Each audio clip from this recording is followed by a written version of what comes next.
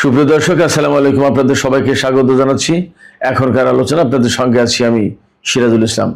দর্শক, Donald Trump বলেছেন ইরানের সাথে আগামী রোববারই চুক্তি হচ্ছে এবং তিনি এও জানিয়েছেন সুইজারল্যান্ডের জেনেভা শহরে এই চুক্তি হবে।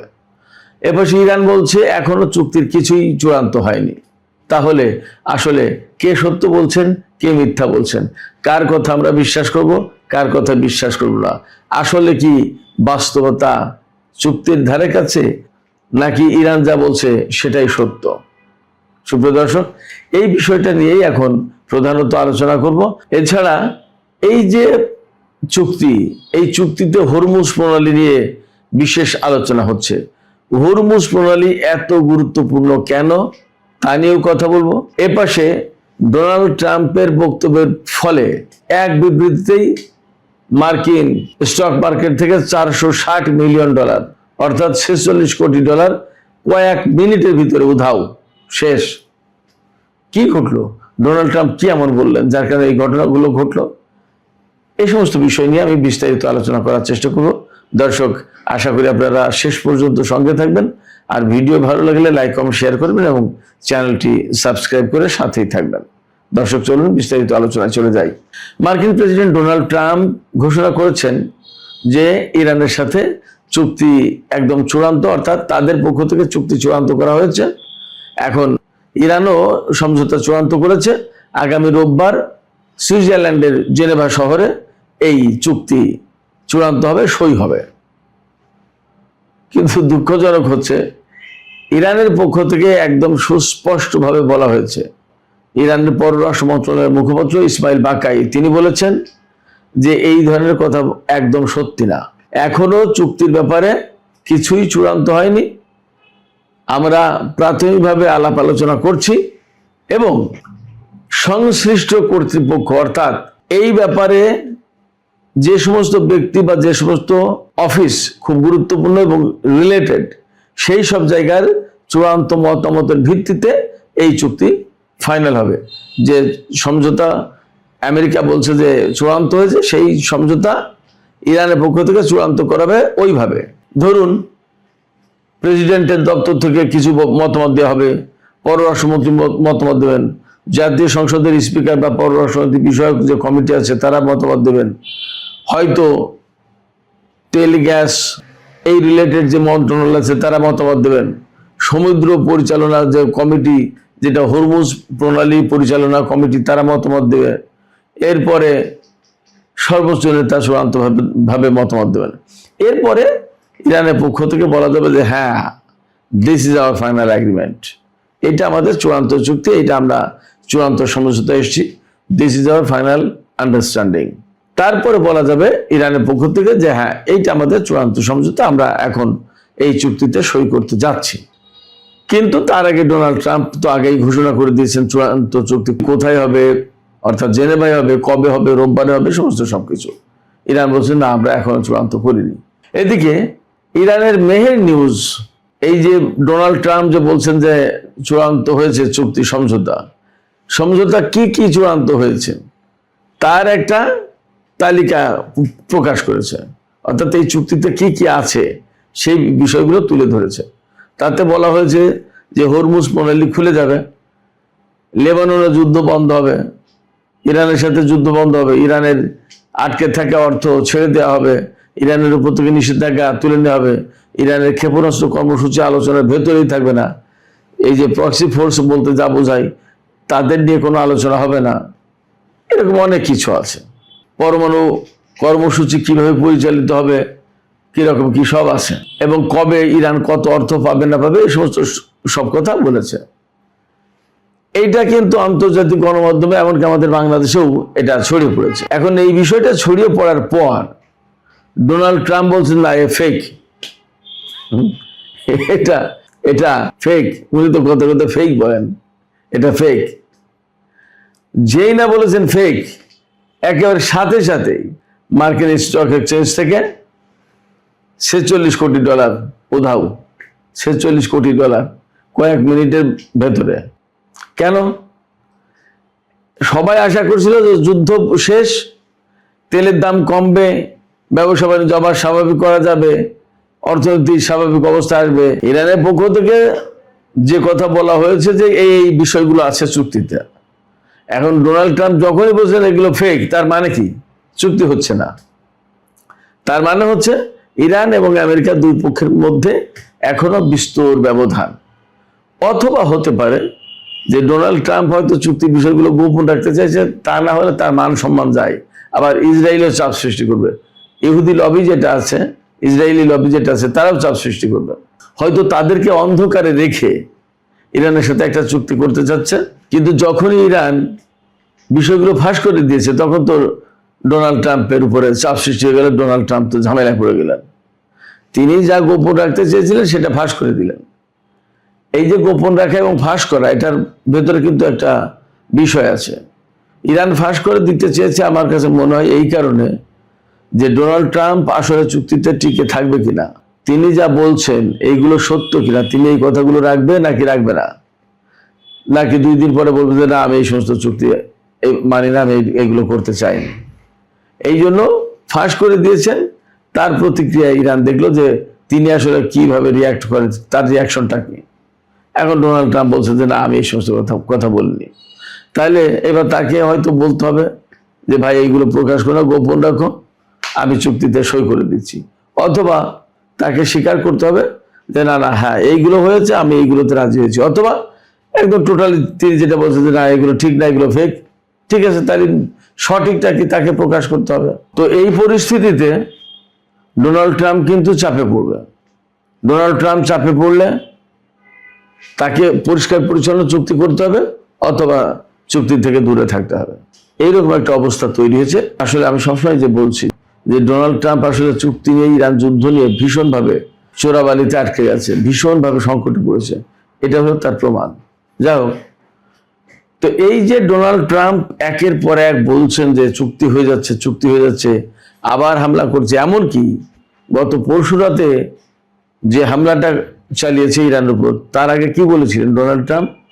যে ইরান চুক্তি করতে অনেক বেশি দেরি করে ফেলেছে, এই জন্য তাকে চুক্তি করতে হবে। আগামী রাতের ভিতরে যদি চুক্তি না করে তাহলে আরো ব্যাপক হামলা হবে, তাই বলে হামলা করলো। এরপরে গত রাতে হামলা করেন, কি বলছে যে একটা চুক্তি হয়ে যাচ্ছে, এই জন্য আমি আর হামলা করলাম না। তার মানে আমরা অনেক আগে থেকেই দেখছি যে তার জন্য একটা চুক্তি অপরিহার্য। চুক্তির জন্য ডোনাল্ড ট্রাম্প একদম মরিয়া হয়ে গেছে। কেন মরিয়া হয়েছে? অনেকগুলো কারণ আছে। এই যে হরমুজ প্রণালী আটকে দেয়া, তারপরে সারা বিশ্বে তেলের বাজার অস্থির, তার দেশের অর্থনীতি সংকটে পড়েছে। আমেরিকায় যে তেলের দাম ছিল যুদ্ধের আগে $2.98, অর্থাৎ ধরেন প্রায় $3 1 গ্যালন তেলের দাম। আমেরিকায় কিন্তু গ্যালন হিসেবে বিক্রি হয়। 1 গ্যালন তেলের দাম ছিল $2.98 বা $3। গ্যালন কিন্তু লিটারের চেয়ে বেশি। তো সেই 1 গ্যালন তেল এখন বিক্রি হচ্ছে, মানে পেট্রোল, $4.5 প্রায়।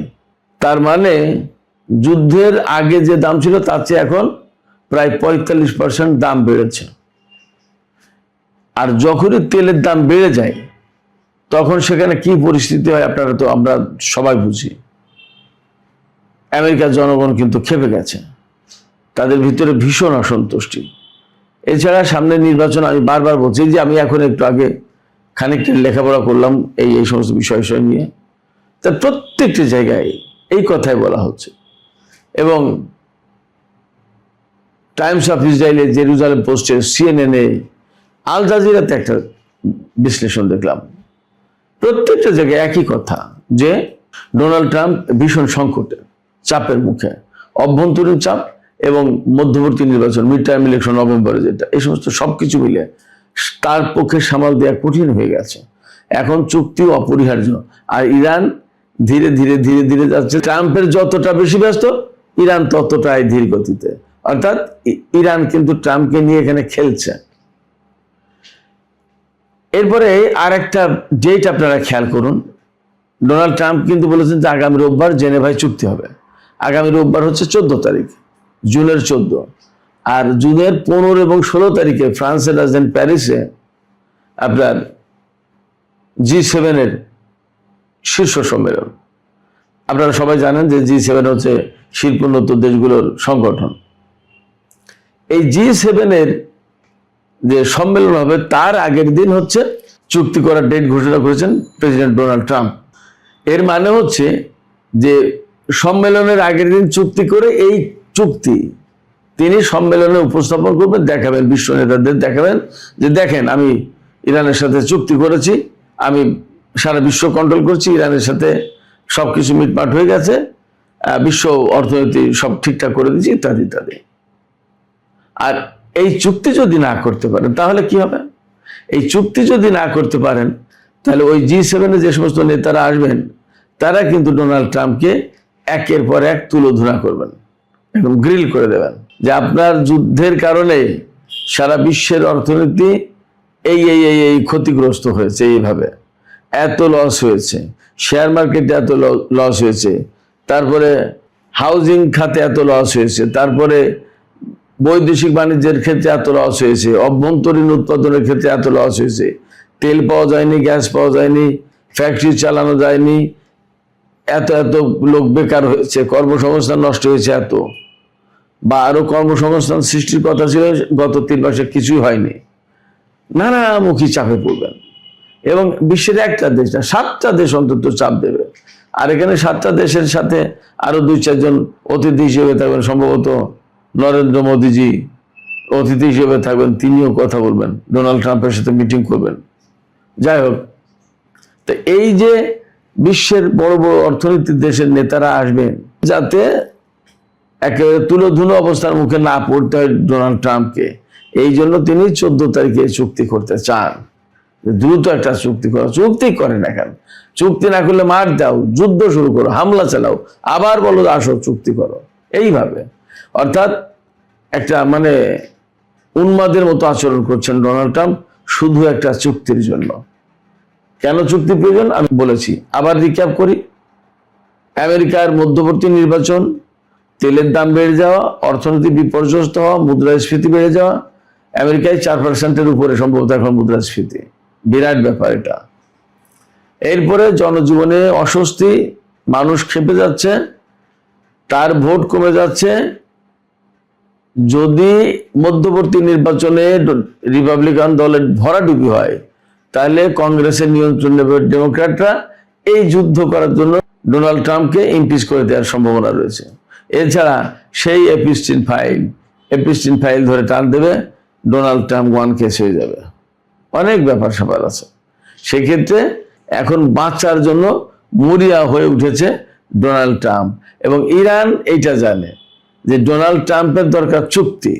যদি আরো কিছুদিন ঠেকিয়ে রাখা যায় তাহলে ডোনাল্ড ট্রাম্প এমন পরিস্থিতিতে পড়বেন যে হাতে পেয়ে ধরবেন চুক্তি, ভাই বলবেন যে যা হয়েছে ওইটাই দেন, লাগবে না আমার এটা, লাগবে না আমার সেইটা, আপনি একটা চুক্তি করেন, এরকম একটা পরিস্থিতির দিকে যাবে।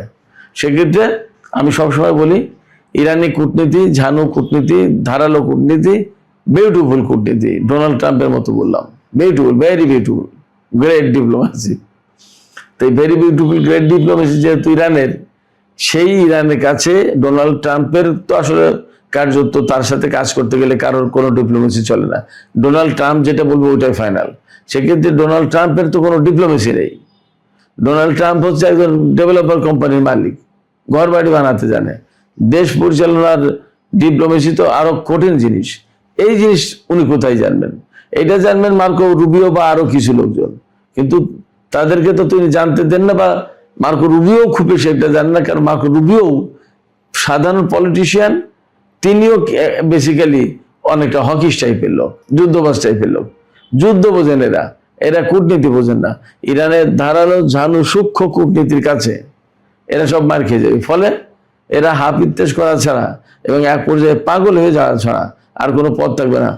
চুক্তির জন্য তাদেরকে পাগল হতেই হবে। তো এই যে চুক্তি হওয়া না হওয়া, এবং এখানে গুরুত্বপূর্ণ একটা ফ্যাক্টর হরমুজ প্রণালী। কেন এই হরমুজ প্রণালী এত গুরুত্বপূর্ণ? আমরা দীর্ঘদিন ধরে আলোচনা করে এসেছি যে এই হরমুজ প্রণালী দিয়ে অন্তত 20% জ্বালানি পরিবহন করা হয়, প্রাচ্য এবং পাশ্চাত্য বিভিন্ন দেশে যায় এই হরমুজ প্রণালী দিয়ে তেল, গ্যাস, আরো পণ্য রপ্তানি আমদানি হয় সবকিছু মিলে বিরাট অর্থনীতির একটা রুট।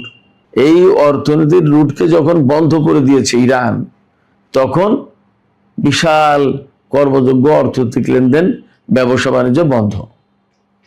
আলটিমেটলি তখন সারা বিশ্বে চাপ পড়েছে। তখন সারা বিশ্ব থেকেই ডোনাল্ড ট্রাম্পের উপর চাপ যাচ্ছে, তাদের তেল গ্যাস প্রয়োজন। সবাই তো আর ডোনাল্ড ট্রাম্পকে ভয় পায় না। অনেক অনেক বড় বড় দেশ আছে যারা সরাসরি বলছে যে তোমার কারণে এই অবস্থা, ছাড়ানোর ব্যবস্থা করে, আমার অর্থনীতি শেষ হয়ে গেল। তো এই হরমুজ পল্লী বন্ধ করে দিয়ে ইরান একটা খেলা দেখিয়ে দিয়েছে। এক হরমুজ পল্লী বন্ধ করে দিয়ে বিশাল একটা খেলা দেখিয়ে দিয়েছে। সেই খেলাটা হচ্ছে যুদ্ধ ছাড়াই আমেরিকা এবং ইসরায়েলকে একেবারে শক্ত করে বেঁধে ফেলা, নড়াচড়ার কোনো আর উপায় নেই। এই যে হরমুজ প্রণালী, এই হরমুজ প্রণালীকে বলা হচ্ছে একটা পরমাণু বোমা। একটা পরমাণু বোমা বানালে যে প্রভাব পড়ে একটা নির্দিষ্ট ভূখণ্ডে, একটা অঞ্চলে প্রভাব পড়বে, আর এই হরমুজ প্রণালী এটা ব্যবহার করে সারা বিশ্বের উপর প্রভাব ফেলেছে ইরান। ফলে চুক্তিতে এই হরমুজ প্রণালী গুরুত্বপূর্ণ একটা ফ্যাক্টর হয়ে দাঁড়াচ্ছে। ইরান বলছে আমাদের হাতে নিয়ন্ত্রণ থাকবে, হরমুজ প্রণালী খুলে দেবো, কিন্তু নিয়ন্ত্রণ আমাদের হাতে থাকবে, কিভাবে পরিচালনা করবো সেটা আমরা জানবো, আমরা বুঝবো। আর ডোনাল্ড ট্রাম্প বলছে যে না, তোমরা তা বুঝলে তো হবে না, তাহলে আমার কি থাকে। ইরান বলছে তোমার কি থাকে সেটা তো প্রশ্ন না, সেই প্রশ্ন তোমার আমেরিকার ভূখণ্ডে, মধ্যপ্রাচ্যে কেন, এখানে তোমার তো ভূখণ্ড না, তোমার এখানে কি। তুমি ভাই মান সম্মান থাকতে বিদায় হও। এবং এই চুক্তিতে আরো থাকছে ইরানের আশপাশে যত মার্কিন সেনা মোতায়েন করা আছে সব প্রত্যাহার করে নিতে হবে। তাহলে ধরে নেওয়া যায় মধ্যপ্রাচ্য থেকে মার্কিন সেনাবাহিনীকে সরিয়ে নিতে হবে। যদি তাই করতে হয় তাহলে এটা বিরাট ইতিহাস সৃষ্টিকারী একটি চুক্তি হবে। আমরা অপেক্ষায় থাকলাম, দেখি আসলে কোন ধরনের চুক্তি হতে যাচ্ছে, কি থাকছে সেই চুক্তির ভেতরে, হরমুজ প্রণালীর কন্ট্রোল কার হাতে থাকে, মধ্যপ্রাচ্য থেকে মার্কিন সেনা সরে যায় কিনা, এবং পরমাণু ইস্যুতে কি সমঝোতা হয়, ইরানকে কত টাকা ছাড় দেয়, কবে দেয়, কিভাবে দেয়, আমরা সব দেখার অপেক্ষায় থাকলাম। সুপ্রিয় দর্শক, এখনকার আলোচনা এখানেই শেষ করতে চাইছি। যাবার আগে আপনাদের কাছে প্রশ্ন রাখতে চাই, আপনাদের মতামত জানতে চাই। ডোনাল্ড ট্রাম্প বলছেন চুক্তি রোববারেই সই হবে, ইরান বলছে এখনো কিছুই চূড়ান্ত হয়নি। এই যে দুই মেরুর দুই কথা, এর ভেতর দিয়েও কি আপনারা মনে করেন খুব অল্প সময়ের ভেতরে একটা চুক্তি হয়ে যাবে? কি মনে হয় আপনাদের? আপনাদের মতামত কমেন্টে জানাতে পারেন। আর ভিডিও ভালো লাগলে লাইক, কমেন্ট, শেয়ার করবেন, এবং প্লিজ চ্যানেলটি সাবস্ক্রাইব করে সাথেই থাকবেন। আপনাদের সবাইকে অনেক অনেক ধন্যবাদ। আল্লাহ হাফেজ।